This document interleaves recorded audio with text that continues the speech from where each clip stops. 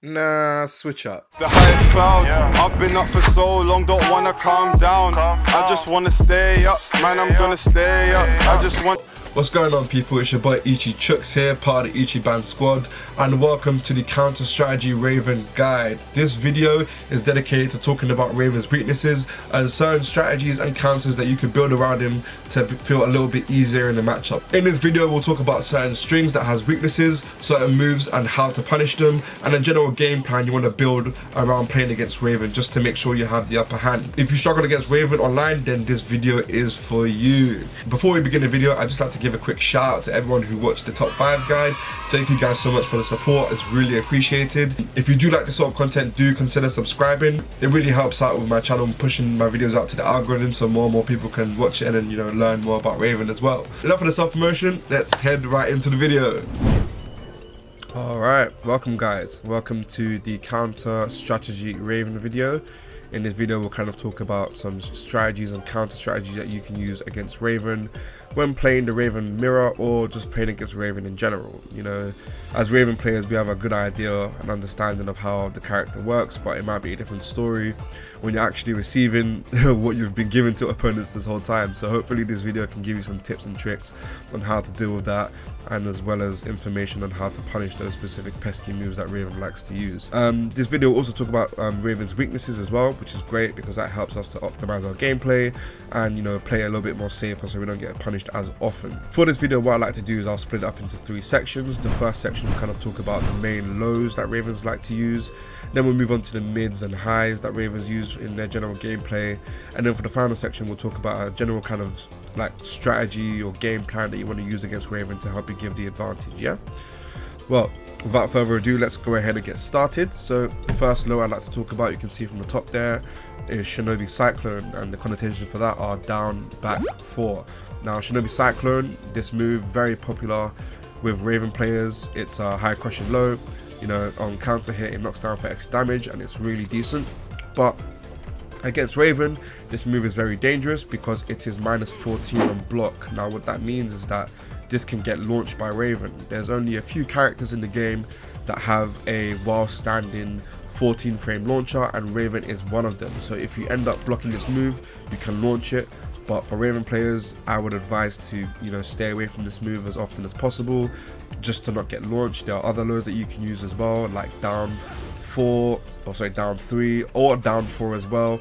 Both of those are kind of they're not launch punishable, they're punishable, but at least you won't be getting launched for your troubles if you block a Shinobi Cyclone. So I would mix it up with those lows instead and try and use that in your repertoire.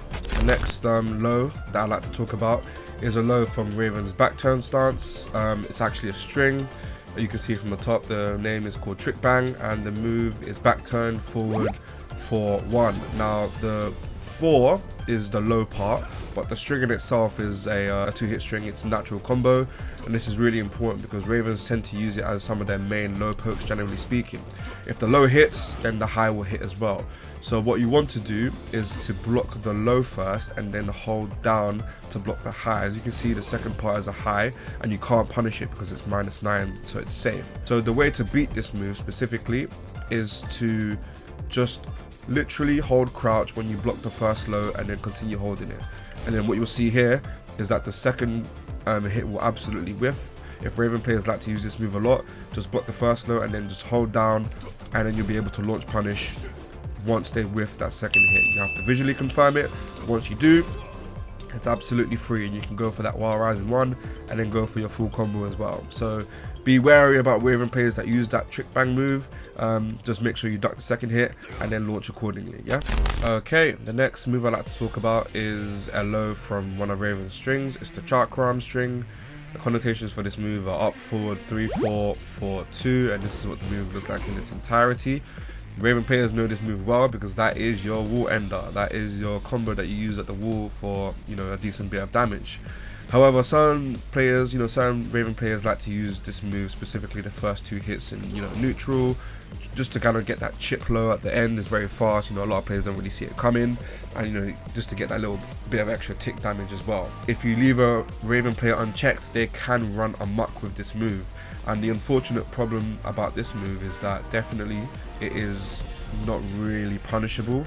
You know, even if you block the low, you can see here I try and punish, you know, Raven's fastest while rising move is while rising 4, and I can't even get that. So the way to punish this move is definitely going for the parry. You have to go for the parry, definitely. So when you see that move coming, you just click down forward, and then you'll be able to parry them for a whole combo.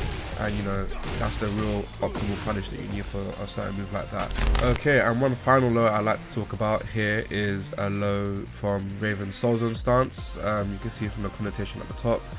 The move is Cactus Glide, and the input for it is Soul Zone 4. And this is what the move looks like.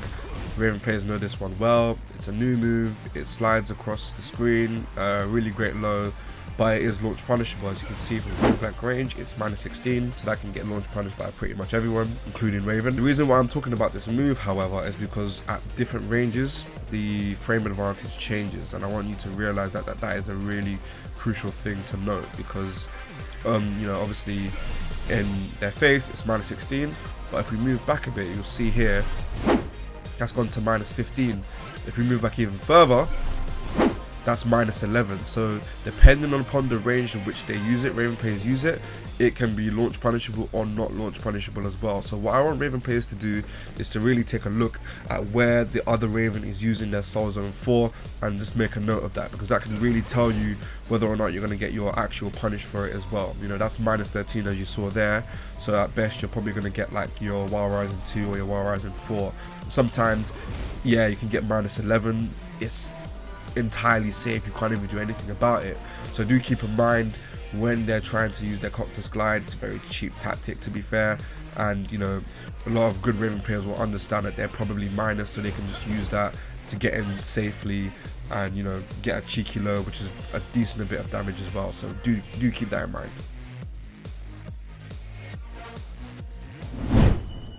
Okay people, welcome to the second part of this video. This is where we'll talk about the mids and the highs that Raven has, and certain gaps in the strings that you can exploit so you can get a full punish or punish correctly, if that makes sense. The first move I like to talk about is Meat Hook. You can see from the top, the connotations for this move are down forward 2 3. Now down forward 2 is Raven's main kind of like 16 frame launcher from standing, but you know, it does put him in back turn. So to avoid getting punished, a lot of Raven players will use Meat Hook and add the high at the end. So it's important to recognize that when this move crops up, you have to duck the high, because it is safe on block. As you can see, it's -8, so you can't get punished for it. So what you want to do is definitely duck the high and then punish accordingly, like so.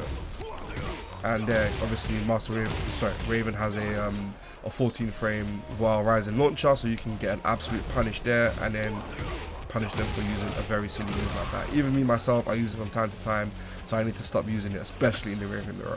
Alright, the next move I like to talk about here is Assassin Sting. Connotations for this move are down back 2-1, as you can see from the top, and this is Raven's kind of, you know, poke string here, where he's allowed to kind of, you know, go in for more mix-ups with Soul Zone and stuff like that. Good Raven players will only use the first part and then back turn if they're unsafe, because if you do that, you are still safe and you can't get punished for it as well. So good Raven players will do that, but you know, certain Raven players might end up finishing the string, mainly for a few reasons. You know, if you finish the string there on block, it's -1, so that's really good for stepping, or you know, continue your pressure with like a crushing move. Or you do have the shadow clone threat as well if someone tries to press. However, there is a way to beat this move, and it's, you guessed it, ducking the second high of the string. And that's really important, because not only can you punish it if you duck the second part, which is a high, but it also doesn't allow for them to bring out the shadow clone, because it needs to be on block. So generally speaking, if I duck it there, you see that the shadow clone can't come out, and I've programmed the computer to send out the shadow clone right here, look. So that's great, but more importantly, you can definitely duck it and punish accordingly, like so. Yeah, so that's my advice on this move.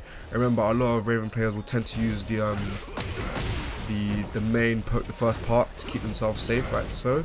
But generally speaking, if you do see someone use both parts of the string, make sure you flash duck and then make sure you launch them for it. Another move I'd like to mention here is Abyss Cannon, and the connotations for this move are back turned back 2 3, and this is what the move looks like. You might see Raven players use this from time to time as well. The main reason why they're using this is because they're fishing for a counter hit on that back 2. As you can see here, if they hit, they hit it, but it's not a guaranteed combo. So if they go for that, that cannon, that second part, they're minus 20, as you saw there, so they can get launch punished. However, if they do land that back 2 on a counter hit, then the rest is guaranteed. It's natural combo. So as you can see here, that's a natural combo, and you can get launched for that. So Raven players in back turn, they might fish for that, and they might be looking for a specific counter hit in mind so they can get that launch. So I just want you to be careful when they're using that move, not to press entirely, and be wary of the follow-up that comes after it, because if they do use it haphazardly, that's a punish for you. That's great. Then minus 20, you can go for whatever you want in that scenario, and you'll be pretty much good. The next move I like to talk about is Raven's body blow, is down forward 1 poke. As you can see there, that's the connotation for it. It's down forward 1. Couple of reasons why I wanted to talk about this move. This move is really great for stuffing Ravens when they approach you in back turn. It's really good for kind of stuffing their offense, just to make sure keeping them in check. But this move also does track on both sides as well, so I want players to be careful if they're sidestepping or trying to sidestep, as this move can catch both sidesteps in both directions. So you saw there, it just caught sidestep left, which is Raven's weak side, and then it catches sidestep right as well because he's walking into it as well. I think even side walk doesn't even beat it as well, so let me just double check that. Yeah, so even side walk doesn't beat it. So if you see a Raven player going for the mid jabs there with the down forward one, you have to respect it, because they do have the shadow clone, but more often than not they're looking for that confirm to see if it hits. Do you know what I mean? So if they're blocking and then they find out that you're moving there, they'll go for that shadow clone, and then that's 38 damage there. So please do be careful when stepping against Raven and he's using his down forward one. Right, the next move I like to talk about here is Unicorn's Tail, and you can see from the top the connotations for this move are back 2-2-3, and that's what the move looks like in its entirety. It also has the low variant, which is back 2-2-1+2, but both of these variants aren't great, considering at the end of each string they're both launch punishable. So good Raven players will know not to use that often, just to be on the safe side. It's mainly the first 2 parts of this string that I'd like to talk about, the back 2-2, and that's really useful because a lot of very good Raven players will use that, especially at the wall, to try and fish for a counter hit. The counter hit being the second part of this string, because if you hit the second part on a counter hit, you will be +8, and that allows you to go for a back turn 1-4, and that's free at the wall for a wall splat and then a combo. I've done it in online games before, and it's a pretty good tactic as well. So if you do find yourself at the wall and they're using Unicorn's Tail, specifically those first 2 parts, what you want to do is sidewalk left, and that's how you beat this move specifically, so that way you can't get punished for it, or you can't get in a situation where you have to take a back turn mix up, or you end up pressing more buttons than you really should have. You know what I mean? So you want to sidewalk left in that scenario, and then you can just beat that entirely, get yourself out the corner, just get yourself in a much better scenario, generally speaking, and that's really good because that also beats Unicorn Tail if they really try for it as well. Last move I like to mention here is Jackknife Elbow. It's Raven's While Rising 2, and this is a really good counter hit launch tool.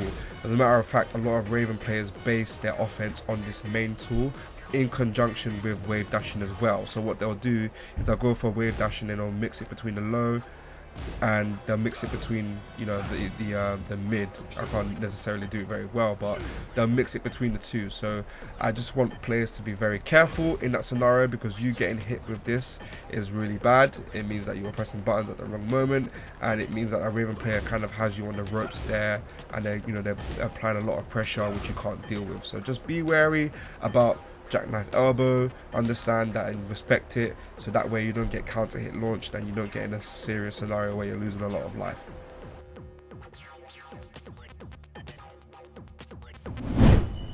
So all in all, Raven is a character who thrives on good movement and high-low pokes / mix-ups. A good Raven player understands when to take advantage of their back turn stances and the multiple tricks in their strings, so always keep a calm head against Raven and don't fall for the baits he throws out when he's in back turn. Sidestep left to avoid some of his pressure, and remember the gaps in his strings in order to take advantage. Keep a close eye especially on your high strings, as he can usually duck and launch them, and watch out for his mix-up between full crouch down forward 3+4 and his while rising 1 and his while rising 2. Remember these steps and you'll have a much easier time with dealing with Raven, whether it's in a mirror or whether you're fighting against one with another character.